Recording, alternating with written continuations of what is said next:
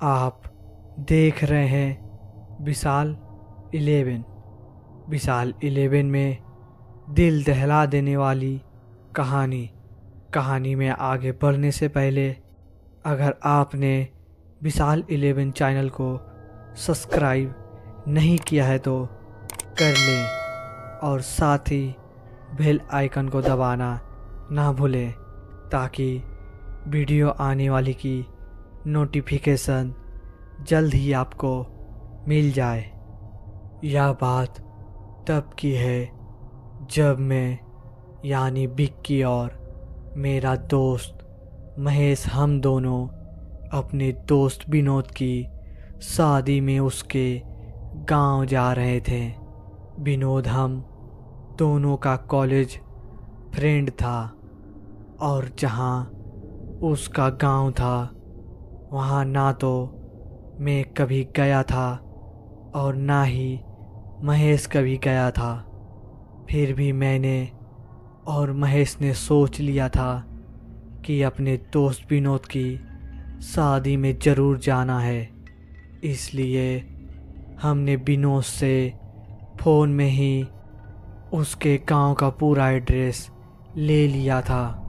उसका गांव गढ़वालों के पहाड़ों में था, इसलिए हम बस में ही जा रहे थे और विनोद के बताए अनुसार बस ने जब हमें पहाड़ों के उस एक छोटे से बस स्टॉप पर उतारा जहां से विनोद के गांव जाने के लिए हमें दूसरी गाड़ी करनी पड़ती थी। पर हमें बस ने जब वहां उतारा तब तक काफ़ी अंधेरा हो गया था। रात के लगभग उस समय 8 या 9 बज रहे होंगे, पर अंधेरा तक तो ठीक था।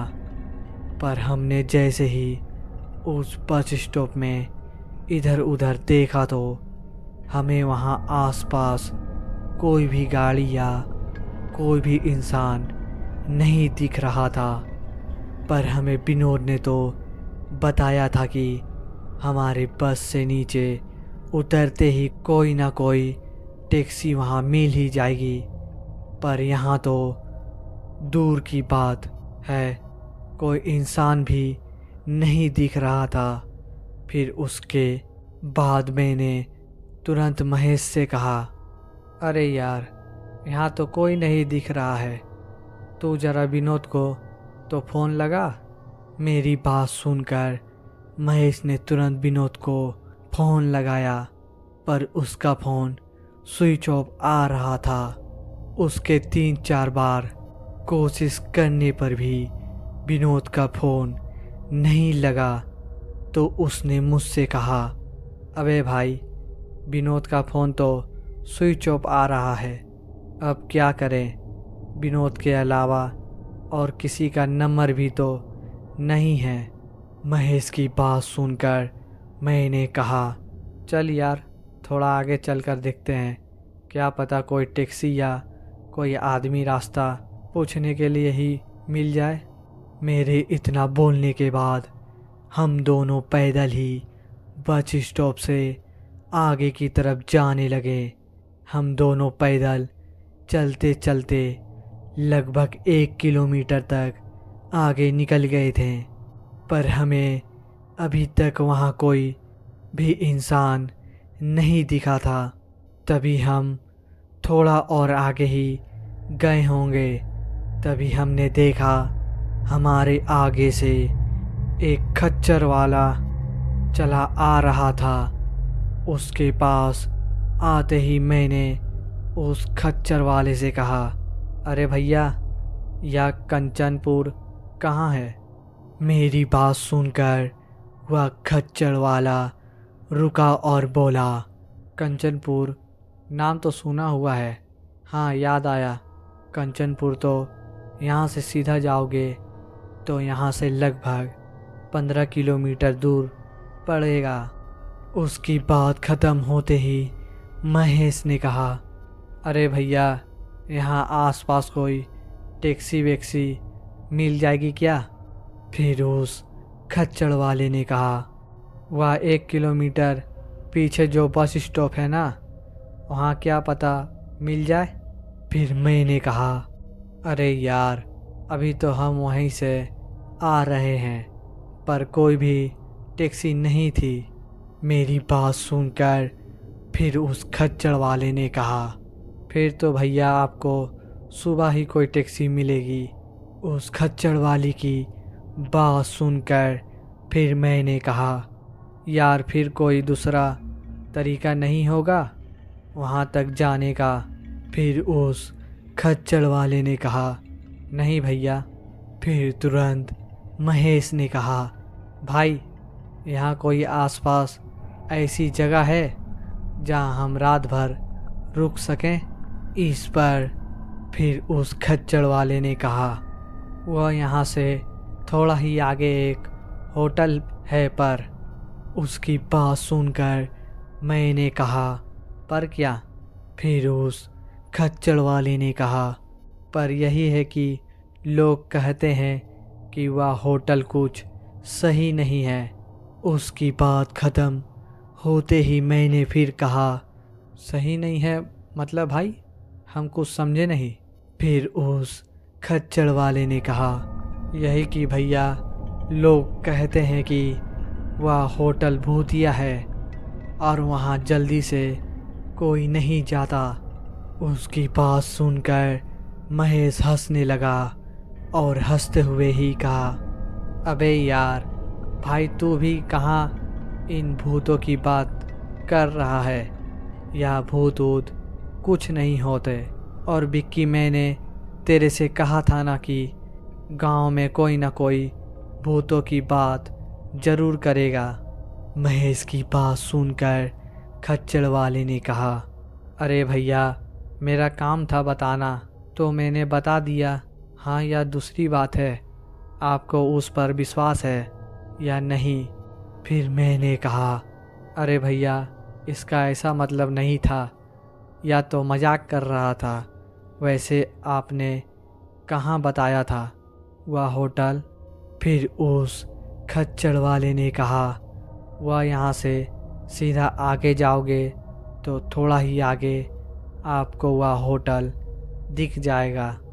फिर उसके बाद उस खच्चड़ वाले के बताए अनुसार मैं और महेश हम दोनों चल दिए उस होटल की ओर। फिर उसके बाद हम थोड़ा ही आगे गए थे कि तभी हमें वह होटल भी मिल गया जिसके बारे में खच्चड़ वाले ने बताया था। पर हम जैसे ही वहाँ पहुँचे तो हमें देखा कि वह होटल देखने में काफ़ी पुराना लग रहा था। उस होटल को देखकर महेश ने कहा, अरे भाई, काश यह होटल बाहर से जैसा दिख रहा है वैसा अंदर से ना हो, क्योंकि वह होटल बाहर से देखने में काफ़ी पुराना और गंदा लग रहा था। फिर उसके बाद मैंने कहा, भाई मुझे तो यह होटल सच में हेंटेड लग रहा है। मेरी बात सुनकर महेश ने कहा, अबे भाई, तू कहाँ उस खच्चड़ वाले की बात में आ रहा है, और चल देखते हैं कि कोई कमरा आज रात के लिए मिलेगा भी या नहीं। फिर उसके बाद हम दोनों उस होटल के अंदर जैसे ही गए तो जो हमने देखा उसे देखकर हम दोनों की आंखें फटी की फटी रह गई, क्योंकि होटल अंदर से भी काफ़ी गंदा और पुराना था और उसे देखकर ऐसा लग रहा था जैसे इस होटल में कई दिनों से साफ सफाई नहीं हुई हो। और महेश यही सोच रहा था, आखिर कोई इसमें रह कैसे सकता है, क्योंकि उस होटल के अंदर से एक अजीब तरह की गंध आ रही थी। फिर भी हम दोनों होटल के अंदर गए और होटल के अंदर इधर उधर देखने लगे, पर इस होटल के अंदर हमें कोई भी नज़र नहीं आ रहा था और उस होटल में एक अजीब तरह की शांति थी जो मुझे कहीं ना कहीं छुप रही थी। तभी महेश ने मुझसे कहा, विक्की, यह होटल है या कब्र खाना? चल यार, बाहर कोई दूसरा होटल ढूंढते हैं। फिर मैंने कहा, अबे भाई, इतनी मुश्किल से तो यह होटल मिली है, नहीं तो यहाँ होटल तो दूर की बात है, आसपास कोई घर भी नहीं दिख रहा है। हम दोनों यही सब बातें कर ही रहे थे, तभी हमारे पीछे से एक आवाज़ आई। हाँ जी सर, मैं क्या मदद कर सकता हूँ आपकी? आवाज़ सुनकर हमने तुरंत पीछे मुड़कर देखा तो हमारे पीछे 35 या 40 साल का एक आदमी खड़ा हुआ था और उसके कपड़े देखकर ऐसा लग रहा था जैसे वह इस होटल का मैनेजर हो।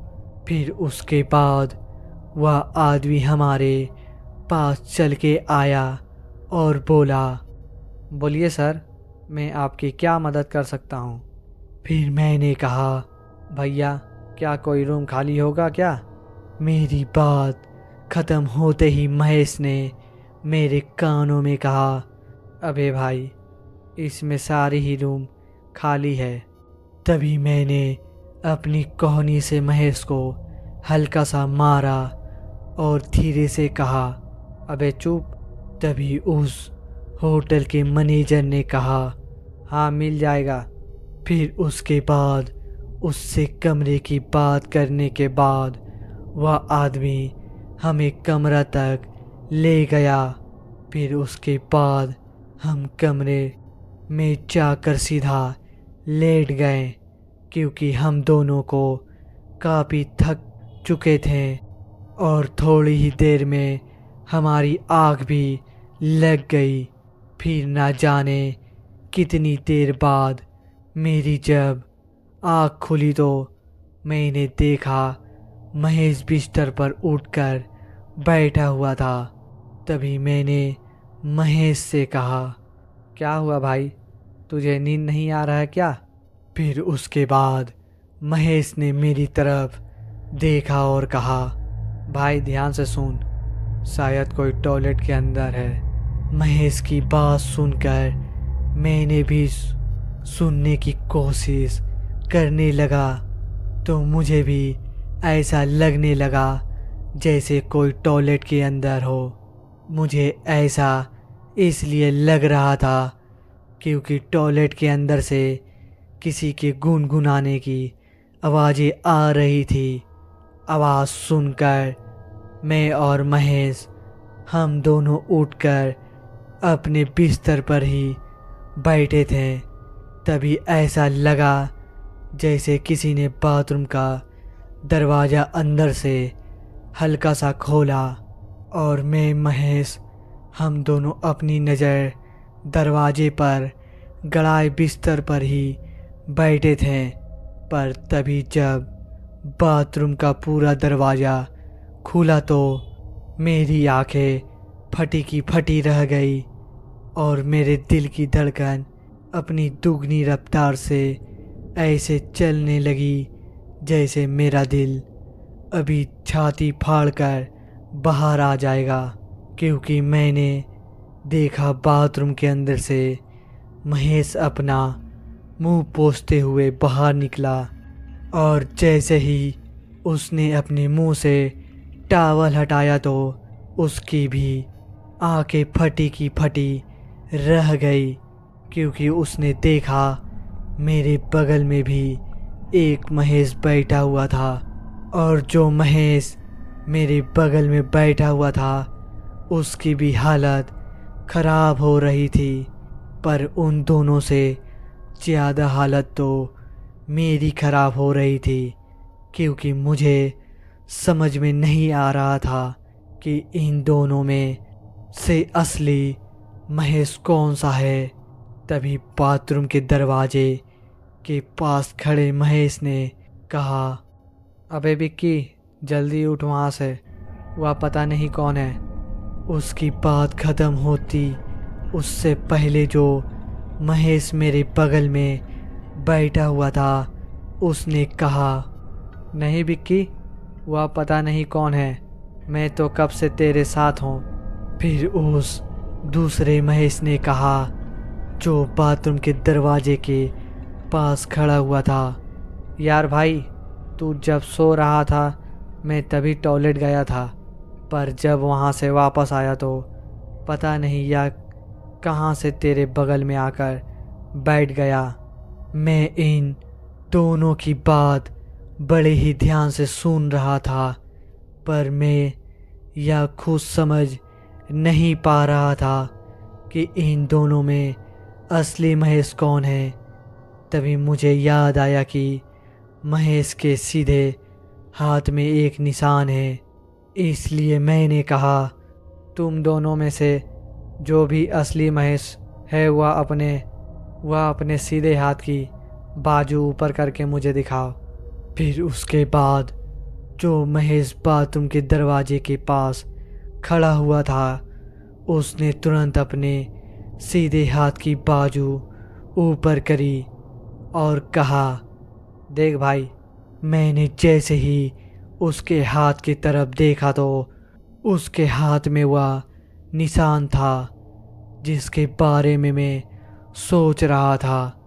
पर तभी जो महेश मेरे बगल में बैठा हुआ था उस महेश ने भी तुरंत अपने सीधे हाथ की बाजू ऊपर करी और कहा, भाई याद देख, तू यही निशान देखना चाहता है ना।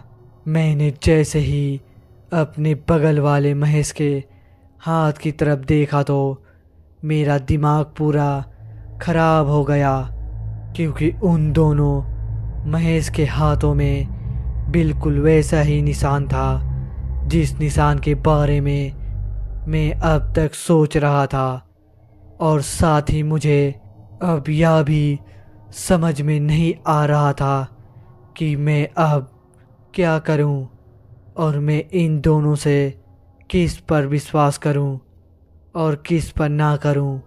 और मैं वहां से भाग भी तो नहीं सकता था, क्योंकि इन दोनों में एक मेरा दोस्त महेश था। पर यह समझ में नहीं आ रहा था कि महेश असली कौन है। और मेरे साथ ही मैं यह भी सोच रहा था कि आखिर यह हो क्या रहा है हमारे साथ, या अचानक से एक और महेश कहाँ से आ गया। मैं वहाँ बैठे बैठे यही सब सोच रहा था, तभी जो महेश बाथरूम के दरवाजे के पास खड़ा था उसने मुझसे कहा, अबे विक्की, ज़्यादा सोच मत और उठ जल्दी वहाँ से, क्योंकि यहाँ आते समय उस खच्चर वाले ने भी हमें बताया था कि यह होटल भूतिया है। पर हम दोनों ने उसकी बात नहीं मानी और यहाँ आकर इस मुसीबत में फंस गए। उस महेश की बात ख़त्म होती उससे पहले ही जो महेश ने मेरे बगल में बैठा था उसने कहा, विक्की, मुझे तो लगता है यह वह भूत है जिसकी वह खच्चर वाला बात कर रहा था। पर अब मैं और ज़्यादा घबरा गया था, क्योंकि इन दोनों में से एक तो महेश था और दूसरा इस होटल का भूत। मैं यही सब सोच रहा था, तभी जो महेश बाथरूम के दरवाजे के पास खड़ा था उसने कहा, विक्की, जो तेरे बगल में बैठा है उससे पूछ कि तेरे को घर में किस नाम से बुलाते हैं। उस महेश ने जैसे यह कहा, तभी जो महेश ने बगल में बैठा हुआ था उसने कहा, विक्की, इसकी बात मत सुन, या तुझे फालतू की बातों में फंसा रहा है। मुझे अब शायद समझ में आने लगा था कि इनमें से असली महेश कौन है। पर तभी जो महेश बाथरूम के दरवाजे के पास खड़ा हुआ था उसने कहा, विक्की, बातों में तो या फंसा रहा है, इससे पूछ, अभी फैसला हो जाएगा कौन है असली और कौन है नकली। महेश की बात अब मुझे समझ तो आ गई थी, पर मैं यही सोच रहा था कि एकदम से पूछना भी सही नहीं होगा, क्योंकि जो महेश का रूप ले सकता है वह और भी बहुत कुछ कर सकता है। पर तभी जो मेरे बगल में महेश बैठा हुआ था उसने कहा, अबे विक्की, उठ और चल जल्दी मेरे साथ, हमारा यहाँ रुकना सही नहीं है। फिर मैंने अपनी चुप्पी तोड़ते हुए कहा, महेश, तू बता देना कि मुझे घर में किस नाम से बुलाते हैं। पर जो महेश मेरे बगल में बैठा था उसने पहले तो कुछ नहीं कहा, पर थोड़ी देर में उसने कहा, अबे विक्की, तू मुझ पर शक कर रहा है क्या? फिर मैंने कहा, ना भाई, शक नहीं कर रहा हूँ, पर तू बताना, फिर मैं बिल्कुल शक नहीं करूँगा।